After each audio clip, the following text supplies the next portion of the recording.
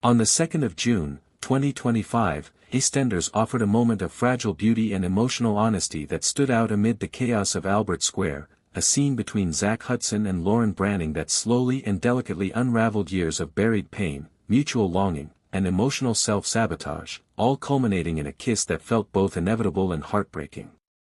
It wasn't fireworks and fanfare that led them to each other. It wasn't a carefully plotted romance or some grand declaration. It was simply two broken people finding themselves in the same emotional wasteland, finally allowing the walls around their hearts to crack just enough for the truth to slip through. The scene took shape late in the day, after Lauren's earlier emotional spiral, when she'd come dangerously close to drinking again, left her feeling drained and raw. She had spent the afternoon wrestling with herself, caught between shame and the desperate need for someone to understand her. Not just sympathize, but truly see her. Not as a mother, not as someone's ex, not as the girl who left and came back, but just as Lauren. She ended up at the park bench near the square, the one where so many conversations over the years had changed lives, broken hearts, or mended them. She sat alone, arms folded, shoulders heavy with exhaustion, when Zack found her. He hadn't gone looking, he was just passing through, but when he saw her there, something made him stop. Maybe it was the way she looked at the ground, like she was barely holding it together. Maybe it was something else. Either way, he sat beside her without asking. At first, there was silence.